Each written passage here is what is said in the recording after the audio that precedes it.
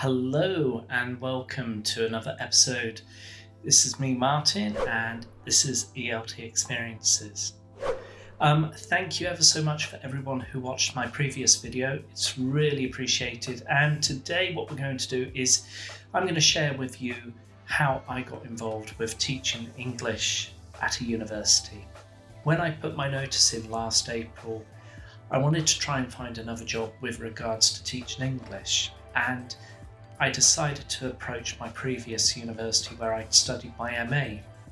Fortunately for me, they invited me to teach a particular course for 6 weeks, and at that time I didn't know whether this was going to be long-term, short-term or whatever.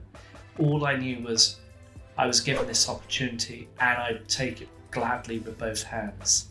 However, the majority of other people, if they want to work at a university, it's kind of difficult to get into, and there's a couple of things that you need to achieve before you start working at university. The first thing that you need to have is you need a postgraduate qualification in English language teaching or linguistics or something related to the English language.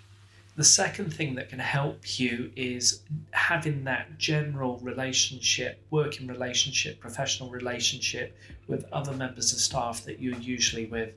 And if you had that general relationship where they respected you, you respected them, you're more likely to be offered a position for short term or for particular projects. The next thing that you need to do is you need to have a look online, maybe at the university that you're looking at approaching, and trying to find out what sort of opportunities exist with these universities. There's another website that you can have a look at if you're interested in teaching English as an academic language, and this website's the BARLEAP website. The BARLEAP is an association for English teachers that teach English for academic purposes. And if you have a look at their website, they offer a variety of vacancies and jobs which are available not just within the UK but globally, and their website is probably one of the first port of calls that you should consider if you're going to be looking for EAP related jobs. For jobs which are advertised in the UK, they'll be advertised at a university higher educational institute. So if we have a look at jobs, you can see that there's the University of Glasgow, Kingston University, University of Dundee, the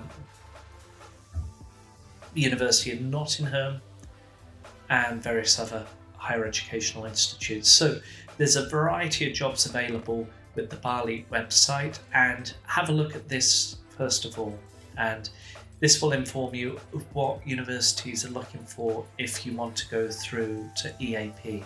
The second thing that I would recommend is probably doing a bit of background reading when it comes to EAP. And a couple of books I decided to purchase was research purposes for EAP.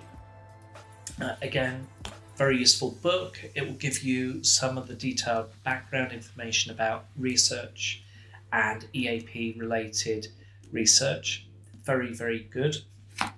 The other book that I would recommend, particularly for practitioners who want to pursue this path of EAP, is English for Academic Purposes. And this book itself has been very, very useful.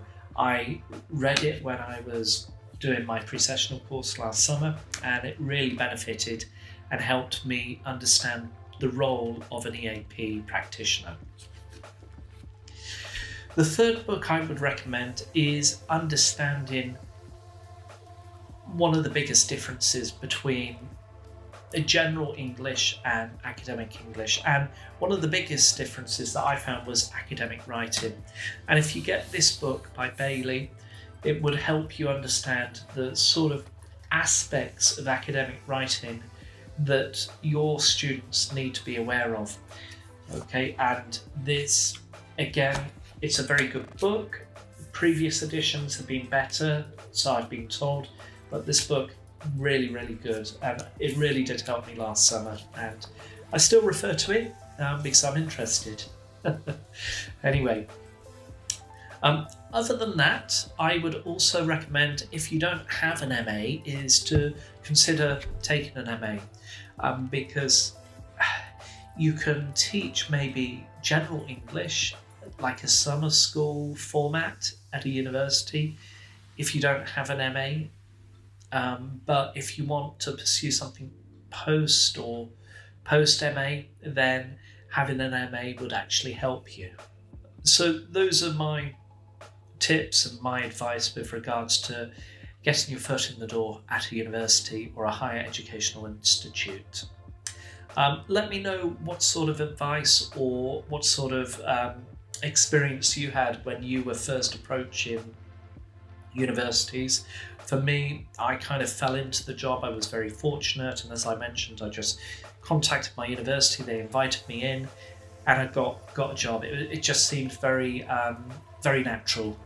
But for others, it might be not so natural, and I would recommend getting in touch with the university and the department which is involved with English for academic purposes, or the modern language department, and they'll be able to help you.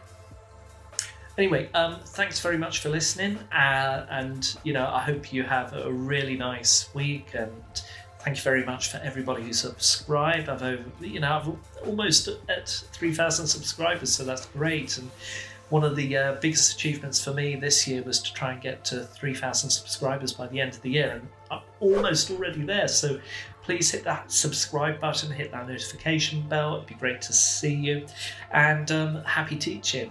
Bye bye.